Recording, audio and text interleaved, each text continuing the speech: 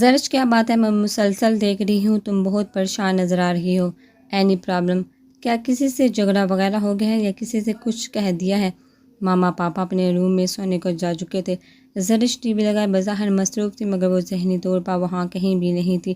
نوشین جو رات کے اس پہر اپنے سامنے اپنی بکس اور جرنل پھیلائے بظاہر مصروف تھی، لیکن گاہے بگاہے زرش کا بھی بغور جائزہ لے رہی تھی۔ زرش کی یہ کنڈیشن وہ گزشتہ 2 دن سے دیکھ رہی تھی۔ پرسوں اتوار تھا، کل سوموار تھا، مگر زرش کالج نہیں گئی تھی۔ وہ کبھی بلا وجہ چھٹی نہیں کرتی تھی، مگر اب اس نے کی تھی۔ آج وہ گئی تھی، مگر زرش کا گمسم انداز جوں کا توں برقرار تھا۔ شائستہ بیگم کا اسے اندازہ نہیں تھا، مگر خود نوشین نے بڑی شدت سے زرش کی مسلسل چپ بلکہ گمسم والی کیفیت نوٹ کی تھی۔ اور اب ٹوک گئی تھی۔ ہوں، کیا کہہ رہی ہو تم؟ نوشین کے استفسار کرنے پر بھی وہ ایک دم اسے دیکھ گئی تھی۔ نوشین کو زرش کی آنکھوں میں موجود نمی دیکھا ایک لمحے کو جھٹکا لگا تھا۔ زرش کیا بات ہے؟ اگلے ہی لمحے وہ سب کچھ ایک طرف ہٹا کر اس کے قریب بیٹھ گئی تھی۔ زرش مسکرائی، پھر فوراً نگاہیں پھیر لی۔ کچھ بھی نہیں یار، بس ٹی وی دیکھ رہی ہوں۔ یہ سیریل اچھا ہے، کافی دلچسپ۔ اس نے بات اڑانا چاہی تھی، جسے وہ صاف محسوس بھی کر گئی تھی۔ نوشین نے کھوئی دی نگاہوں سے زرش کے چہرے کا حصار باندھ لیا۔ زرش الجھ کر رہ گئی۔ پتہ نہیں، مجھے یوں محسوس ہو رہا ہے تم کچھ الجھی ہوئی ہو۔ کوئی بات ہے جو تمہیں اندر ہی اندر تکلیف دے رہی ہے؟ ایسی بات جو تمہیں مجھ سے بھی شیئر نہیں کر پا رہی؟ زرش کے ہاتھ سے ریموٹ کنٹرول لے کر اس نے آواز دھیمی کر کے کہا تو زرش لب بینچ کا متحرک اسکرین کو گھورے گی۔ اس سمے اسے اپنے چہرے کو بے تاثر رکھنے کے لیے کافی جدوجہد کرنا پڑ رہی تھی۔ ایک عجیب سے عذاب سے گر رہی تھی۔ وہم ہے تمہارا اور کچھ نہیں۔ وہ کھل کر ہنسی تھی۔ نوشی کو اس کی ہنسی کا کھوکھلا پن شدت سے محسوس ہوا۔ میرا نہیں خیال ہم بہنوں میں ایسے حالات کبھی رہے ہوں کہ ہم کسی سے کچھ چھپائیں۔ مجھے لگتا ہے تم بہت زیادہ ڈس ہارڈ ہوئی ہو کسی بات سے۔ ہر وقت تمہاری آنکھوں میں میں نے ایک نمی دیکھی ہے۔ تم اسے میرا وہم کہہ کر مت ڈالو۔ ہم دونوں آپس میں اتنی بے تکلف تو ہیں نا کہ ہر بات کھل کر ایک دوسرے سے کر سکے۔ آرام سے مجھے بتاؤ کیا مسئلہ ہے آج؟ اس نے زرش کی ہنسی کے کھوکھلے پن کو اپنے دل میں محسوس کیا تھا۔ نوشین کو زرش کا یہ انداز بہت تکلیف دے رہا تھا، تبھی وہ خود کو باز پرس سے نہ روک پائی تھی۔ زرش کی آنکھوں میں نمی ایک دم اڑ کر آئی تھی۔ اعتبار ٹوٹا تھا یا اپنا آپ بیوقوف بنائے جانے کا ملال تھا؟ آنکھیں تھی کہ مسلسل نمی سے دوچار تھی اور وہ اپنے آپ کو اس گرداب میں پھنسنے سے بچا نہیں پا رہی تھی۔ زرش پلیز مجھے بتاؤ ورنہ میں ماما کو بلا لوں گی۔ زرش لاکھ بے پرواہ سہی، مگر وہ حساس بھی حد سے بڑھ کر تھی، اور نوشین سے بڑھ کر اس سے بڑا کون جانتا تھا۔ وہ ماں جائی تھی اس کی۔ یہ اس کی حساسیت ہی تو تھی کہ وہ ہر چھوٹی سے چھوٹی بات کو شدت سے محسوس کر جاتی تھی۔ یہ بھی سچ تھا کہ زرش خاندان بھر کی چہیتی اور لاڈلی تھی۔ کوئی اس کی آنکھ میں آنسو بھی نہیں دیکھ سکتا تھا۔ کجا کے 2 دن سے اس کی آنکھوں میں مسلسل نمی سی تھی۔ نوشین کو لگا زرش کی یہ کیفیت اسے کسی گہرے ملال سے دوچار کر رہی ہے۔ زرش مجھے بھی نہیں بتاؤ گی کیا تائی جان سے اتوار والے روز کوئی طلب کلامی ہوئی تھی؟ زرش کو آنکھوں کی نمی پیتے دیکھ کر اس نے محبت سے اس کا ہاتھ تھاما تھا۔ زرش نے نفی میں سر ہلایا۔ نوشین کے استفسار پر وہ خود کو رنجیدہ ہونے سے نہیں روک پا رہی تھی۔ دل چاہ رہا تھا کہ اندر کا سارا غبار آنسو میں بہا دے، نوشین کو سب بتا دے۔ اس پر کیا قیامت گزری ہے؟ سمیان احمد کی ذات سے متعلق انکشاف نے اسے کس برزخ میں لا پھینکا تھا؟ رشتوں کا وقار مجروح ہوا تھا یا اعتبار کا نقصان؟ دونوں ہی عمر بھر کا خسارہ جولی میں ڈال گئے تھے۔ وہ نوشین کی جولی میں سر رکھ کر رو دی، پھوٹ پھوٹ کر، یوں جیسے کوئی عمر بھر کے نقصان پر روتا ہو یا پھر کسی بہت پیارے کے چھن جانے کے غم میں مچلتا ہے۔ نوشین کا نام اس کے ہونٹوں پر مچل کر رہ گیا۔ نوشین کا ہاتھ اس کے سر پر سخت رہ گیا۔ زرش چھوٹی موٹی بات پر کبھی اس طرح ریئیکٹ نہیں کرتی تھی۔ ضرور کوئی بہت بڑی بات تھی، مگر معاملہ کیا تھا وہ سمجھ سے قاصر تھی۔ زرش کا بلکنا سوچ کو کس مقام پر ٹھہرنے نہیں دے رہا تھا۔ زرش زری کیا بات ہے؟ پلیز اعتبار کرو مجھ پر۔ بہن سے بڑھ کر کوئی دم ساز اور ہمراز نہیں ہوتا۔ بتاؤ مجھے کیا بات ہے جس نے میری پیاری سی مسکراتی ہنسی کھیلتی گڑیا کی آنکھوں میں نمی بھر دی ہے؟ مجھے بتاؤ، سچی میں اسے چھوڑوں گی نہیں۔ زرش کی حالت دیکھ کر نوشین نے ایک دم زرش کو بازو کے گھیرے میں لے لیا تھا۔ زرش کا ہچکو لیکھاتا جسم کچھ پرسکون ہوا۔ اسے ایک دم احساس ہوا کہ وہ کیا کر چکی اور کس حماقت کا مظاہرہ کرنے جا رہی ہے۔ ماما پاپا کا کمرہ لاؤنج کے قریب ہی تھا۔ کسی بھی لمحے دونوں میں کوئی بھی اس کے رونے کی آواز سن کر ادھر آ سکتا تھا۔ اس نے بٹو کے پلو سے چہرہ صاف کیا۔ نوشین کے گود میں سر نکال کر اسے دیکھا۔ وہ بے حد پریشانی سے اسے دیکھ رہی تھی۔ ایک گہرا تفکر اس کی زرد نگاہوں میں تھا۔ اب بتاؤ کیا بات ہے؟ کچھ بھی نہیں۔ نوشین کا جی چاہا اسے اندر ہی اندر گلنے پر اس کا سر پھاڑ دے، تو پھر اس ڈرامے کو میں کیا نام دوں؟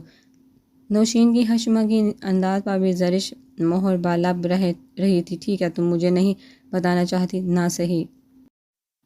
جب سے تم تائی ابو کے ہاتھ سے لوٹی ہو تمہاری یہی حالت ہے۔ پرسوں رات میں اسٹڈی کے بعد اپنے کمرے میں گئی تو تمہارے روم کے پاس سے گزرتے ہوئے تمہاری سسکیاں سنائی دے رہی تھی۔ میں نے اپنا وہم جانا، مگر تمہارا اب یہ ڈرامہ کسی طور پر بھی ہضم نہیں ہو رہا۔ میں مما کو بلاتی ہوں، تم مما پاپا سے تو کچھ بھی نہیں چھپاؤ گی، وہ دھمکی آمیز انداز میں کہتے ہوئے اٹھ کھڑی ہوئی تھی۔ زرش نے ایک دم بوکھلا کر اس کا ہاتھ تھاما تھا۔ نوشی پلیز، وہ اپنے گھٹنوں میں منہ چھپا کر پھر رو دی۔ نوشی کو احساس ہوا بات چھوٹی موٹی نہیں ہے، یقیناً بہت بڑا حادثہ تھا، مگر کیا؟ میں خود بھی نہیں جانتی کیا ہوا، بس مجھے تو لگ رہا ہے میں اپنا تمام تر غرور، اپنی ساری ہستی کا افتخار، عمر بھر کا مان کھو آئی ہوں۔ میں تو ابھی تک اپنے نقصان کا اندازہ نہیں کر پائی۔ تمہیں کیا بتاؤں مجھے کیا ہوا، کس عذاب سے دو چار ہوں۔ روندی آواز میں ایسا ملال، ایسا دکھ تھا کہ نوشین چپ چاپ گھٹنوں کے بل اس کے سامنے ٹکی۔ پھر بھی کہنے نہ سننے سے دل کا بوجھ تو ہلکا ہو سکتا ہے، اس نے اسے تسلی دی۔ ہاں مگر کیا کہوں، بیوقوف تو میں خود ہی تھی۔ جو چیز بارہا محسوس کی، جو بات ہزار بار دل پر کلک کرتی گئی، اسی کی طرف سے بے پرواہ رہی۔ احمق تو میں خود ہوں، شاید احمق عظیم۔ اب سوچتی ہوں گزرے لمحوں کو انگلیوں پر گنتی ہوں تو اندازہ ہو رہا ہے مجھ سے بڑھ کر اس دنیا میں کوئی احمق اور بیوقوف نہیں۔ عمر بھر کا نقصان لکھوایا ہے، اتنا انمول رشتہ کھو دیا جس کو میں نے آکاش سمجھا وہی زمین نکلے، یا میری بیوقوفی نے مجھے اس نقصان عظیم سے دوچار کیا؟ کیا بتاؤں؟ ملال اور دکھ سے بڑی آواز نوشین کا دل کٹ سا گیا۔ زرش پر ٹوٹ کر پیار آئے، بہت نرمی سے ہاتھ تھام کر سہلاتی گئی۔ تم ساری بات بتاؤ، پھر فیصلہ کروں گی تم بیوقوف ہو یا واقعی نقصان عظیم ہوا ہے۔ اس نے ہلکے پھلکے مگر سنجیدہ انداز میں زرش کو اس بھنور سے نکالا چاہا جس میں وہ 2 دن سے مسلسل الجھی ہوئی تھی بلکہ گری ہوئی تھی۔ زرش نے گہری سانس کھینچتے ہوئے اسے اتوار والے روز کا سارا قصہ کہہ سنایا۔ نوشین حیرانی سے ساری رویداد سنتی گئی۔ او مائی گاڈ زرش، تم نے سمیع بھائی کو یہ سب کہہ دیا؟ سب سننے کے بعد اس نے لب کشائی کی بھی تو کیا؟ زرش نے شکایتی نظروں سے دیکھا۔ اس وقت میرا دل چاہ رہا تھا کہ میں انہیں قتل کر دوں۔ وہ جذباتی ہو رہی تھی۔ نوشین نے دہل کر زرش کا چہرہ دیکھا جس پر غصے کی لالی جوبن پر تھی، بلکہ کرب، اذیت، بے یقینی سبھی کچھ تھا۔ غصے اور غم سمیت نہیں زرش، سمیع بھائی غلط ہرگز نہیں ہو سکتے، وہ تمہیں حقیقتاً پسند کرتے ہیں۔ یقین کرو سمیع سے متعلق اس انکشاف کے بعد نوشین نے زرش کے حالات اور تیور کو سمجھ کر فوراً سمیع کے حق میں بولنا چاہا تو زرش بری طرح بڑک اٹھی۔ میں ان کا نام بھی نہیں سننا چاہتی، نفرت سی محسوس ہو رہی ہے مجھے ان کے تصور سے بھی۔ انہوں نے میری کم عقلی یا میری بیوقوفی کو کیا سمجھا تھا؟ اتنی احمق ہوں میں ان کی کسی انہونی خواہش کی تکمیل کروں؟ کم از کم انہیں اپنے منصب کا ہی اندازہ لگا لینا چاہیے تھا۔ ٹھیک ہے، میری طبیعت میں لاوبالی پن ہے، میں ہزار چاہوں بھی تو اپنی طبیعت کی اس رنگ اور سنجیدگی میں نہیں ڈال پا رہی، مگر اس کا یہ مطلب بھی نہیں کہ میں کسی کی غلط سوچ کا محور بن۔ انہوں نے اتنی گھٹیا بات سوچی کیسے، وہ بھی میرے بارے میں؟ وہ ایک دم آتش فشاں کی طرح پھٹی اور پھر کہتی چلی گئی۔ نوشین کو اس لمحے زرش پر بے پناہ ترس محسوس ہوا۔ ہمارے لیے تو یہ کچھ بھی نیا نہیں ہے۔ ہاں مجھے یہ غلط فہمی تھی کہ شاید تمہیں سمیع بھائی کے جذبات کا تھوڑا بہت اندازہ ہو۔ ہر کوئی لڑکی ذات ہو عورت تو اپنی طرف اٹھنے والی مرد کی ایک نگاہ سے ہی پہچان جاتی ہے کہ مقابل اس کے بارے میں کیا سوچ رہا ہے۔ مجھے حیرت ہو رہی ہے تمہیں ذرا بھی اندازہ نہ ہوا اب کے بار چونکنے کی باری نوشین کی تھی، زرش کی تھی۔ تم جانتی تھی کیسے پھوپھو کے ہاں ایک دفعہ گئی تھی؟ تمہیں یاد ہوگا جن دنوں سمیع بھائی کے ہاں ان کی اور فوزیہ آبے کی شادی کا قصہ چل رہا تھا۔ ایک دن کیسا حالہ پھوپھو سے ملنے آئی تو بات چلی تھی، اندازہ ہوا کہ سمیع بھائی کی کیا خواہش ہے، تائی ابو کیا چاہتے ہیں، بلکہ کچھ حد تک تو ماما پاپا بھی یہی چاہتے ہیں کہ تمہاری بات سمیع بھائی سے طے کریں، مگر تائی امی کے رویے کی وجہ سے وہ انکاری ہیں، اور تم تو یہ بھی نہیں جانتی کہ تائی ابو نے پاپا سے تمہارے اور سمیع بھائی کے رشتے کی بارہا بات کی ہے، مگر پاپا ہر بار ٹال جاتے ہیں۔ دراصل وہ درست وقت کا انتظار کر رہے ہیں۔ وہ انکشاف پر انکشاف کر رہی تھی، اس زرش کی تو وہ کیفیت کی تو کاٹو تو بدن میں لہو نے۔ تمہیں یہ سب کس نے بتایا؟ اسے اپنی آواز کسی گہرے کنویں میں آتی محسوس ہوئی۔ ہادی آپا نے۔ زرش جتنی بے یقین تھی نوشی اتنی ہی مطمئن اور پرسکون تھی۔ اتنا کچھ ہو چکا مجھے تم نے بتایا تک نہیں، شکوے کے ساتھ آنسو بھی بہہ نکلے۔ رشتے وغیرہ سے متعلق تو یقین تھا کہ یہ بات ہادی آپا نے بتائی ہے، جھوٹ نہیں ہو سکتا، مگر سمیع بھائی سے متعلق میں خود بھی بے یقین تھی۔ کبھی گمان یہی تھا کہ یہ کیسا حالانکہ ہوائیاں ہوں گی جو وہ ہماری محبت میں انہوں نے اڑائی ہوں گی۔ پھر سمیان بھائی کا انداز بھی تمہارے ساتھ ایسا رہا کہ ایک لمحے کو یقین بہتا ہو جاتا تھا تو دوسرے لمحے ان کا قطعی سنجیدہ انداز دیکھ کر غلط فہمی کا گمان ہوتا تھا۔ پھر سمیان بھائی ایک معتبر شخصیت کے حامل ہیں، ان کے بارے میں کسی سے کچھ پوچھنے یا کہنے سے بھی اعتراض برتتی رہی کہ ہو سکتا ہے میرا وہم ہو، صرف کیسا حالانکہ آرائی ہو۔ نوشین کے پاس ہر بات کا جواب تھا۔ زرش کی آنکھیں باہر نکلی، اپنا آپ اس وقت بہت احمق لگ رہا تھا، یعنی کہ صرف وہی بے خبر تھی۔ سمیان بھائی بہت اچھے سلجھے ہوئے انسان ہیں، خاندان کی ہر دل عزیز اور معتبر شخصیت۔ کیسرا، خالہ اور تیمی کی مخالفت اور رویے سے ہٹ کر دیکھا جائے تو سمیان بھائی سے بڑھ کر تمہارے لیے کوئی اور مناسب نہ ہوگا، مگر زرش نے ایک دم تنبیہ نگاہوں سے دیکھا۔ نوشین مسکرا دی، اتنا زیادہ رنج و غم ہونے کی ضرورت نہیں، یہ ٹھیک ہے کہ تم نے انہیں ہمیشہ ایک بڑے بھائی کی نظر سے دیکھا بلکہ سگے بھائی کا مقام دیا، لیکن یہ بھی سچ ہے سمیان بھائی کی شخصیت مسلم ہے، ان سے نظر بچانا ناممکن ہے۔ ہزاروں لڑکیاں ہوں گی مگر وہ تمہاری طرف متوجہ ہیں۔ ضرور دل کا معاملہ ہوگا۔ پھر ان کی شخصیت کو یہ قطعی زیب نہیں دیتا کہ وہ تمہاری یا کسی بھی لڑکی کے متعلق کوئی بات کہہ دیتے یا لکھ دیتے۔ اپنے دل اور دماغ کی رگیں کھولو، انہیں قبول کرنا یا رد کرنا دوسرا مرحلہ۔ فی الحال تو تم ان کی پوری ذات کی نفی کر رہی ہو، ان کے کردار پر انگلی اٹھا رہی ہو، وہ تم سے دل سے انوالو ہے۔ یہ کیوں نہیں سوچتی؟ اگر تم یہ سوچ رہی ہو کہ صنف نازک سمجھ کا وہ تمہاری طرف متوجہ ہوئے ہیں تو تم غلط ہو، وہ میچور پرسنالٹی رکھتے ہیں۔ مجھے نہیں پتا تم کیا کہہ رہی ہو، مجھے تو یہ دل ول یہ سب بکواس لگتا ہے۔ فلمی سچویشن، حقیقت سے قطعی لا تعلق۔ میں تو اتنا سمجھ رہی ہوں انہوں نے میرے ساتھ غلط کیا۔ اگر وہ اس طرح انوالو تھے تو انہوں نے مجھے اس طرح دھوکہ دینے کی کوشش کیوں مجھے بیوقوف بناتے رہے؟ نوشین، مجھے بارہا ان کی باتوں سے، ان کی رویوں سے اندازہ ہوا کہ ان کا رویہ میرے ساتھ اپنیت سے بڑھ کر ہے، مگر خدا کی قسم میں نے کبھی اس طرف دھیان ہی نہ دیا کہ وہ اس طرح بھی سوچ سکتے ہیں، یا شاید میں نے انہیں جو مقام جو رتبہ دیا تھا میں نے اس مقام و مرتبے سے ہٹ کر انہیں کبھی دیکھا ہی نہیں۔ یہ میری بیوقوفی ہے، میں نے انہیں ہمیشہ صرف سمیان بھائی ہی سمجھا تھا، ہمارا بھائی نہیں۔ انہیں بھائی کا مقام میں نے دل سے دیا تھا، بلکہ ہر لمحہ اس مقام کی پاسداری بھی کی تھی۔ اگر مجھے علم ہوتا کہ وہ اس حد تک چلے جائیں گے تو باخدا میں کبھی ان سے اتنی بے تکلف نہ ہوتی۔ تمہیں اندازہ ہی نہیں میرا نقصان کتنا شدید ہے۔ میں نے صرف سمیان احمد کو نہیں کھویا بلکہ محبت اور اعتماد کی ڈوری میں لپٹا بھائی کا رشتہ کھو دیا ہے۔ کاش میرے دکھ کو کوئی اندازہ کر سکے، میرا مان، میرا اعتبار کوئی لوٹا سکے۔ پھوپھی ہاتھوں میں چہرہ چھپا کر رو دی، اس کا نقصان واقعی شدید ترین تھا۔ نوشین چپ چاپ دیکھے گی، زرش کے بے ریا آنسو اس کی سمیان احمد سے بے ریا محبت کے گواہ تھے۔ وہ محبت جو ایک مقدس رشتے سے لپٹی ہوئی تھی۔ وہ خاموشی سے زرش کے کمر سے ہلاتی رہی کہ زرش سے فی الحال سمیان احمد سے متعلق کچھ بھی کہنا سننا بیکار تھا۔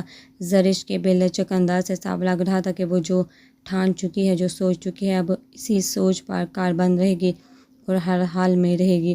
رات کے کھانے کے بعد سبھی لاؤنج میں براجمان تھے۔ چائے کا دور چل رہا تھا، شادی کے دن قریب تھے تو ہر طرف تیاریوں کے نظارے دکھائی دے رہے تھے۔ نواز، فاروق کی سبھی بہنیں براجمان تھیں، ثنا، شمائلہ، زہرا، حمیرہ۔ نواز کی سمجھ میں نہیں آ رہا تھا کہ امی ابو کو کس طرح صورتحال سے آگاہ کرے۔ اپنے آپ سے مسلسل جھگڑتے ایک فیصلہ تو کر لیا تھا، اب اس پر عمل درآمد کے آڑے مراحل میں قدم ڈگمگا رہے تھے۔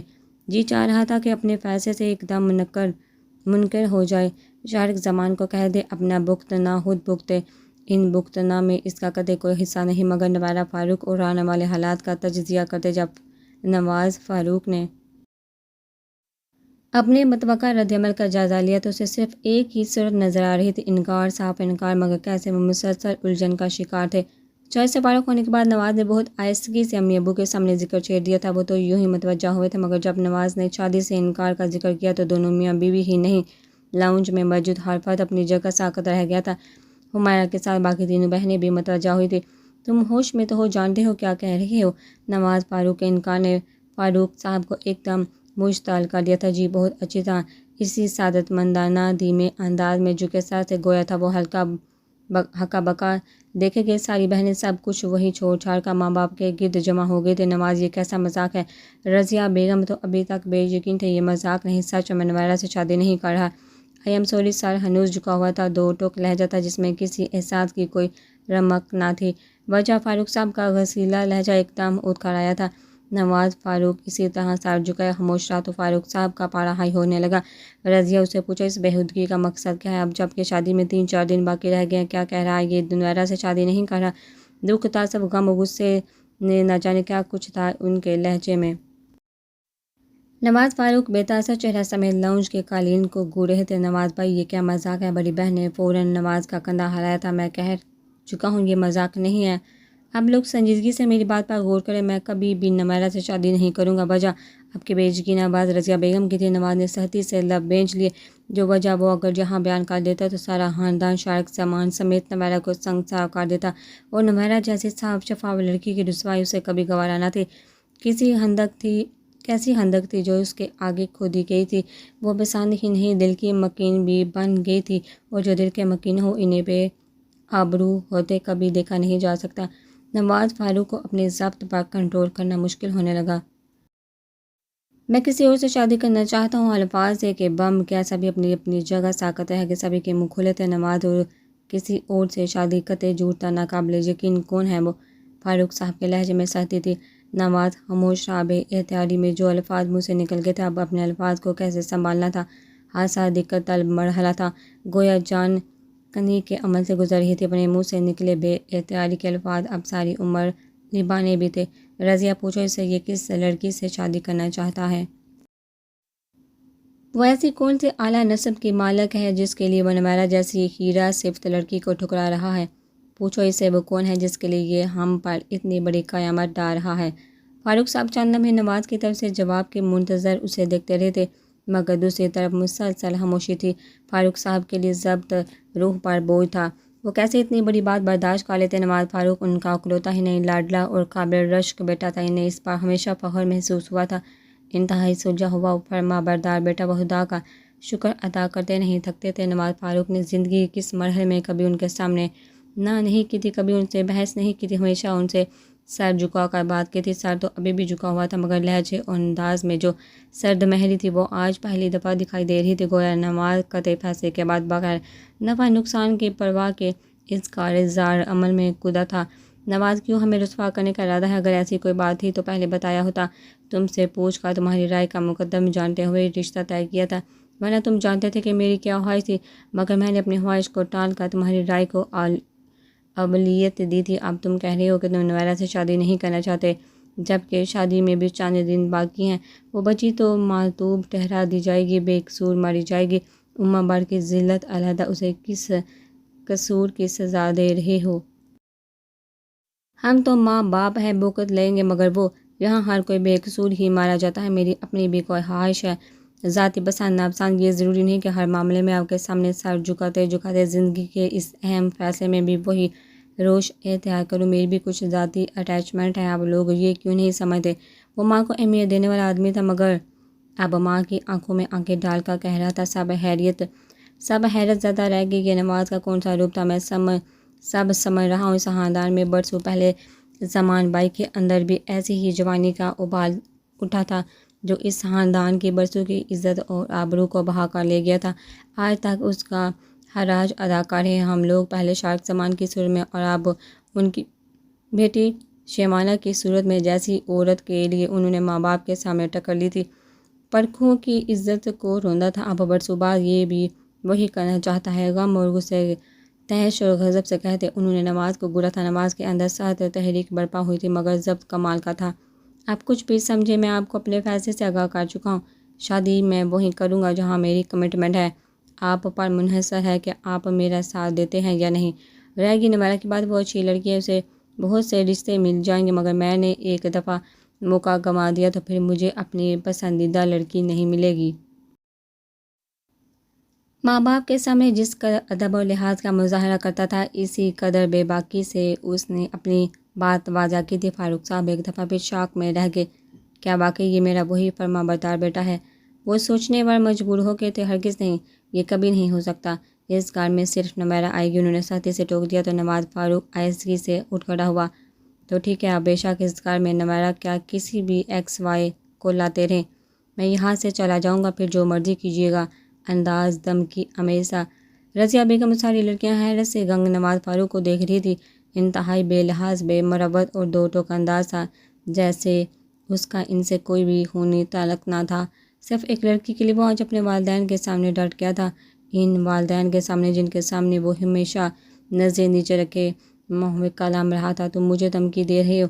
فاروق زمان فوراً نواز کے سامنے آ ٹھہرے تھے۔ رضیہ بیگم اور لڑکیاں ڈر کر فوراً آگے بڑھی تھی۔ آپ کچھ بھی سنبھلے، میں نے تو فی الحال شادی سے انکار کیا ہے۔ انتہائی شفاف انداز تھا۔ اس انداز نے فاروق صاحب کے اندر کے لاوے کو ایک دم اشتعال کے رنگ میں باہر اچھالا تھا۔ بکواس بند کرو، شرم کرو، تم باپ کے سامنے کھڑے ہو۔ ان کا ہاتھ اٹھا تھا مگر تمانچے مارنے کی بجائے وہ غصے سے مٹھی بھینچ کر اسے تنبیہ کر رہے تھے۔ نواز فاروق سب پاٹ چہرے سے دیکھے گیا۔ سالی بہنیں اور ماں خوفزدہ سی آگے بڑھی تھی۔ دفع ہو جاؤ میرے سامنے سے، کان کھول کر سن لو، تمہاری شادی صرف نمیرہ سے ہوگی، وہ بھی اسی طے شدہ ڈیٹ پر، ورنہ تم اس گھر سے نکل جانا۔ میں سمجھوں گا میرا کوئی بیٹا ہی نہیں، اچھی طرح ذہن نشین کر لو تم میری یہ بات، اس ذلت سے میں موت کو گلے لگانا بہتر سمجھوں گا۔ نواز خاموشی سے وہاں سے نکل کر اپنے کمرے میں آ گیا۔ تھوڑی دیر بعد رضیہ بیگم ساری بہنیں آ گئی تھی۔ نہ جانے کس طرح اسے سمجھاتی بہلاتی رہی تھی، قسمیں وعدے دلائل نہ جانے کیا کیا عہد و پیمان باندھتی رہی تھی۔ وہ خاموشی سے سب کی سنے گیا، سب سمجھتی رہی کہ جیسے وہ قائل ہو گیا، مگر وہ تیر کمان سے نکل چکا تھا، وہ فیصلے بار عمل درآمد کر چکا تھا، اب رد و بدل کی قطعی گنجائش نہ تھی۔ ماں کے آنسو، بہنوں کی التجائیں وہ حالی الذہن سے دیکھے اور سننے گا۔ 1 بجے کے قریب وہ سب چلی گئی تو باقی کی رات نواز کو کاٹنا 2 بار ہو گیا، یوں لگا گویا بستر پر کانٹے اگائے ہوں۔ اذیت ہی اذیت تھی۔ اگلی صبح تک وہ اپنے فیصلے پر مضبوطی سے ڈٹا ہوا تھا۔ اپنی طرف سے دیر سے کمرے سے نکلا تھا، لاؤنج میں آیا تو فاروق صاحب اور ماں کو باہم گفتگو کرتے پایا۔ وہ دونوں سے دیکھ کر چپ ہو گئے تھے۔ فاروق صاحب نے غصے سے منہ پھیر لیا۔ ناشتہ تیار کرواؤں؟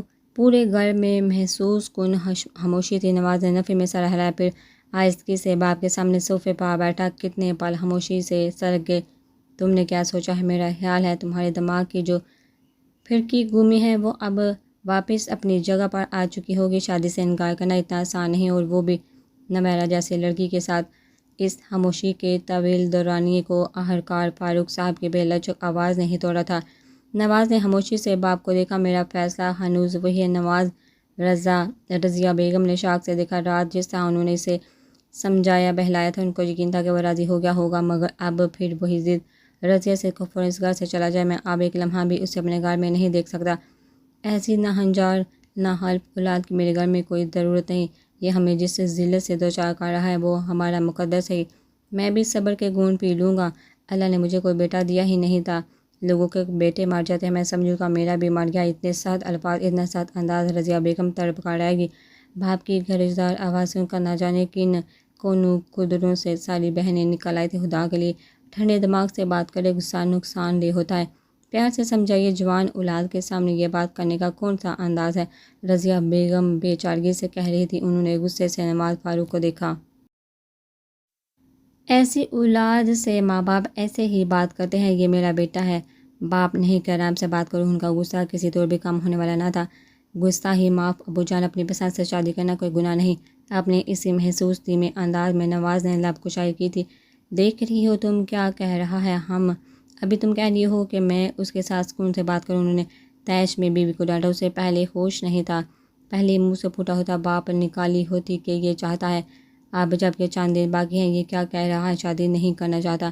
میں قتل کر دوں گا اسے اگر اس نے بات بھی کی تو۔ خدا کے لیے ابو جی، یہ کیا کہہ رہے ہیں آپ؟ وہ غصے سے آگے بڑھے۔ تبھی شمائلہ آپی نے فوراً دور کر کے ان کا راستہ روکا تھا۔ میرے راستے سے ہٹو، اپنی عزت سے کھیلنے والے کو میں 1 سیکنڈ میں معاف نہیں کروں گا۔ سمجھ کیا رکھا ہے اس نے؟ اس میں اپنی منمانی کرنے دوں گا؟ ہرگز نہیں۔ وہ غصے سے مزید آگے بڑھے تو ذرا بھی پاکا ان کی راہ میں حائل ہوئی تھی۔ نہیں ابو جی، ہوش کریں۔ رضیہ بیگم باپ بیٹے کے مقابلے کا گویا آدموئی ہو رہی تھی۔ حمیرہ نے ماں کی درگت حالت دیکھ کر انہیں سہارا دے کر صوفے پر بٹھایا تھا۔ میں خود بھی یہاں نہیں رہنا چاہتا۔ ٹھیک ہے، آپ جو بھی چاہیں کریں، مگر میرے جانے کے بعد۔ نواز نے بھی غصے سے کہہ کر باہر قدم نکالے تھے۔ ثنا اس کے پیچھے بھاگے تھے، مگر اسے تو جیسے کسی کی پرواہ ہی نہ تھی۔ پتھر بنا لیا تھا اس نے خود کو۔ اپنے کمرے میں آ کر بستر کے نیچے سے اپنا تمام سامان جو وہ پہلے ہی تیار کر چکا تھا نکالنے لگ گیا تھا۔ بھائی خدا کے لیے کیا کرتے ہو؟ کیوں ضد کر رہے ہیں؟ امی کا ہی احساس کرے ہم کیسے جئیں گے، اتنے کٹھور تو نہ بنے۔ اسے اپنے مطلوبہ تمام چیزیں سمیٹتے دیکھ کر ثنا رو دی تھی، جبکہ دوسری طرف مطلق اثر نہ ہوا تھا۔ اسی طرح اپنا سامان سمیٹنے میں لگا رہا تھا۔ تبھی رضیہ بیگم بھی چلی آئی تھی۔ نواز، کیوں ماں باپ کے دل سے کھیلتے ہو؟ تم تو خود بھی اس رشتے سے خوش تھے۔ تمہاری رضامندی پر جہاں بات طے کی تھی، اب انکاری کیوں ہو؟ خاندانی لوگوں کے لیے تو ذلت سے مر جانے کا مقام ہے۔ ان کے آنسو بے اختیار تھے۔ نواز کے دل پر پتھر سے گرنے لگے۔ بمشکل ضبط کر پایا۔ محبت کرنے والی ماں کی طرف سے پشت پھیلی لاڈلا ہونے کی وجہ سے وہ عزیز سال بھی تو بہت تھا۔ نواز، جو تم کہو گے میں کروں گی۔ تمہارے باپ کو راضی کر لوں گی۔ تم نہ جاؤ، ہم لوگوں کو، خاندان والوں کو کیا منہ دکھائیں گے؟